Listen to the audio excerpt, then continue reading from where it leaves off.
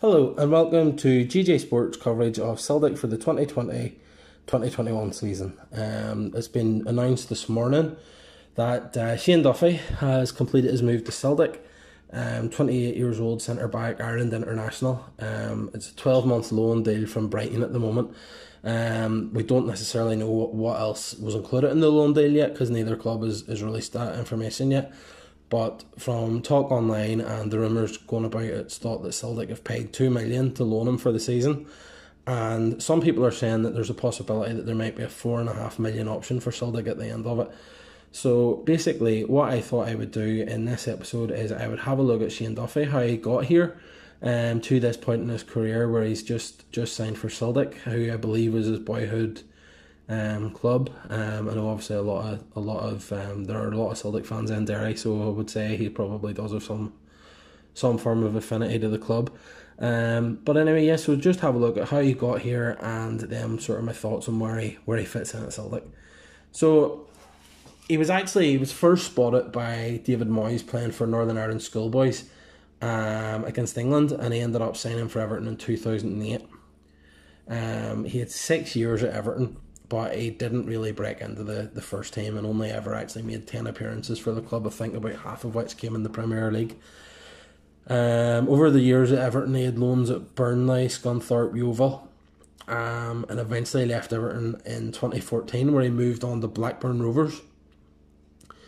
His first season was a bit cagey at Blackburn. He didn't really do that well. Sort of injuries, loss of form and that there. He didn't settle as well as he could have.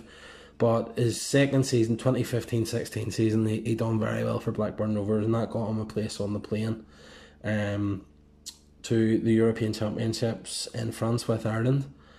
He had actually originally made his international debut for Ireland in a friendly versus Costa Rica in 2014, but he didn't play again until 2016 and played in 2 of the friendlies and was on the bench for the first 2 games at the Euros, and Ireland had lost to Belgium and drew with Sweden, so they needed to beat Italy in their last game, and Martin O'Neill made a few changes for the game and Duffy came in and played well and kept his place in the last 16 game against France, but he actually got sent off then in the France game. I think he was caught. Griezmann got behind the Irish defence and Duffy took him out.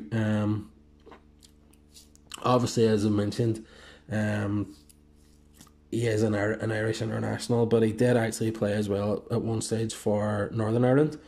He played for Northern Ireland for under 16, 17, 19, 21 and B level before switching allegiance, and I think it was 2010 he declared that he wanted to play for Ireland. So he moved in 2010 to Ireland, and in a training camp he actually suffered a serious injury where he took a bad knock to his liver when he was playing in a training match, and he clashed with the goalkeeper and seriously damaged his liver, where he ended up having to have life-saving surgery. But obviously, thankfully, he's recovered and he has gone on internationally then to play for Ireland, and he's actually become, since the Euros, he's become pretty much a first-choice player. Very, very important player for Ireland, and he has captained the team sometimes whenever Seamus Coleman's been injured.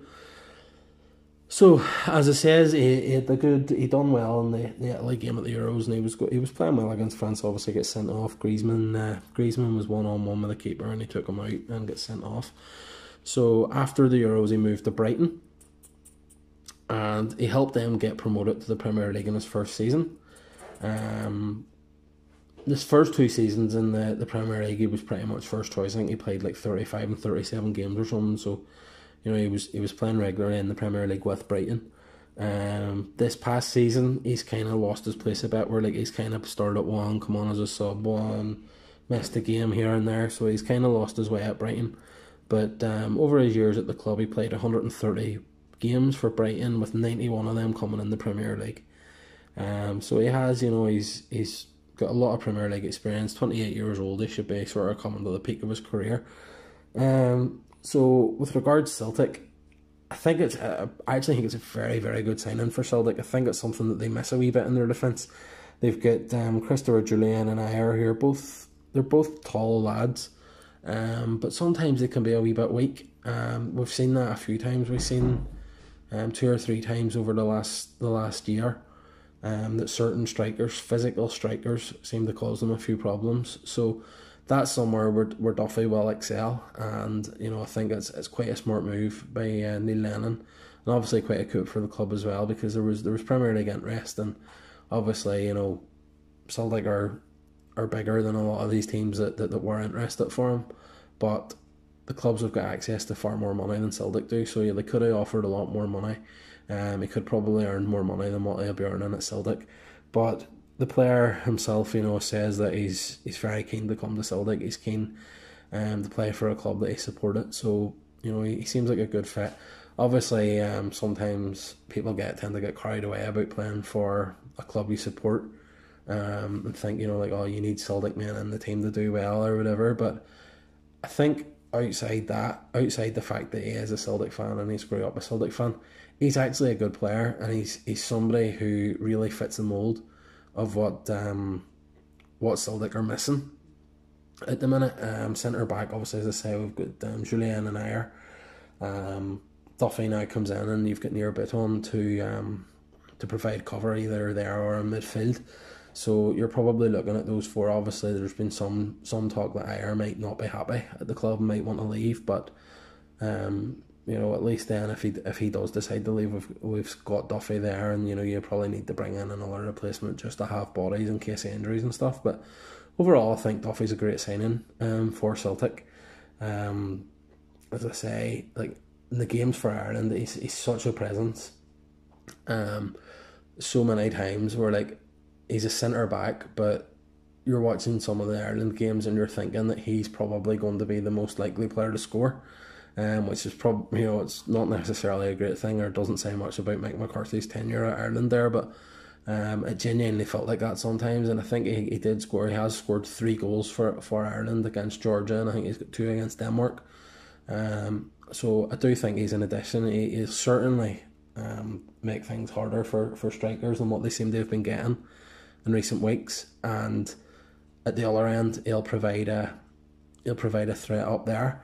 So basically, that's all I have on Duffy for now, but hopefully there will maybe be another few incomings, hopefully not too many outgoings between now and the next few weeks. But with an international break at the minute, they're probably they'll be sort of doing a bit of work behind the scenes, seeing exactly where they stand financially and who they can bring in and what areas.